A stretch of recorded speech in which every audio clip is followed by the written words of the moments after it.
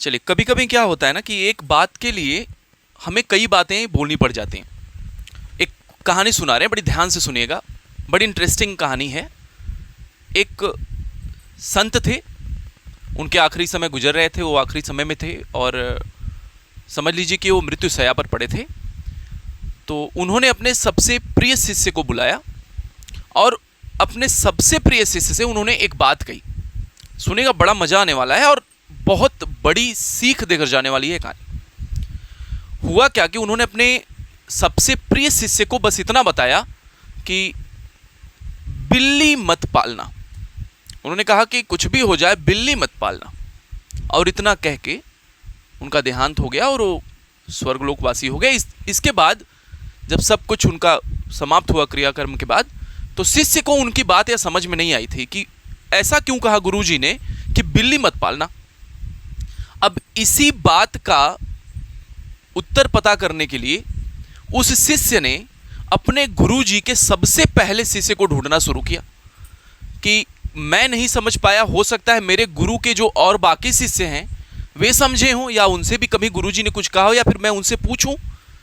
तो ऐसा पूछते पूछते वह पता करते करते ना उनके पहले शिष्य के पास पहुंचा, जो गुरुजी के पहले शिष्य थे। जो पहले शिष्य थे उनके पास जब गया तो उसने यह बात पूछी कि गुरुजी मृत्यु के ठीक पहले मुझे बुलाए और मुझसे कहें कि बिल्ली मत पालना। तो बिल्ली मत पालना का मतलब मैं नहीं समझ पाया, वे कहना क्या चाहते थे। तो उनका जो सबसे पहला शिष्य था उसने समझाया कि अब मैं तुम्हें बताता हूं ये पूरी कहानी बिल्ली मत पालना की। मैं जब शिक्षा दीक्षा कंप्लीट किया, पूरा किया, तो मैं एक कुटी बना के यहां रहने लगा गांव के पास में, और मैं भिक्षा लेता था, अपना जीवन यापन करता था। लेकिन कुछ समय गुजरता गया, फिर मैंने देखा कि मेरे घर में चूहे बहुत ज़्यादा, मेरी कुटी में चूहे बिखरे पड़े हैं, चीज़ों को काट रहे हैं, कुतर रहे हैं, और मैं देख रहा था। और जब मैं इस बात से परेशान हो गया तो गांव वालों ने मुझे सलाह दिया कि एक बिल्ली पाल लीजिए जिससे ये चूहे भग जाएंगे। मुझे यह सलाह बहुत पसंद आई और मैंने एक बिल्ली पाल ली।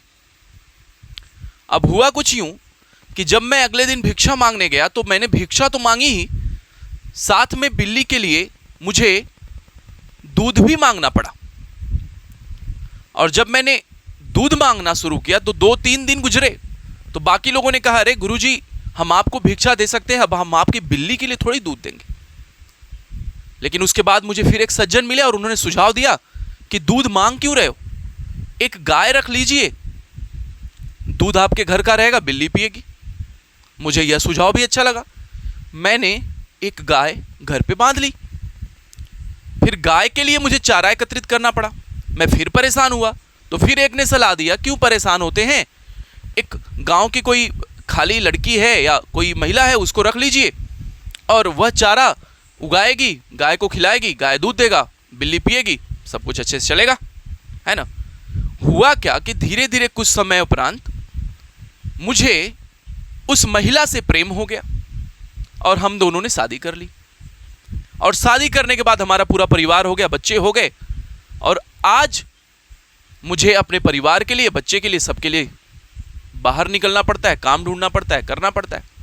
और गांव वाले भिक्षा देने से मना कर दिए क्योंकि अब आप साधु या संत नहीं रह गए, अब आप गृहस्थ जीवन में चले गए। तो एक बिल्ली पालने से मैं यहां पहुंचा। और इसके पीछे की कहानी का मोरल क्या, पहले यह समझिएगा। यह कहानी यह नहीं कि परिवार या गृहस्थ आश्रम में रहना बहुत बुरी बात है, घर परिवार बसाना बुरी बात है, बात यह नहीं है। बात यहां पर आती है विद्यार्थी जीवन में।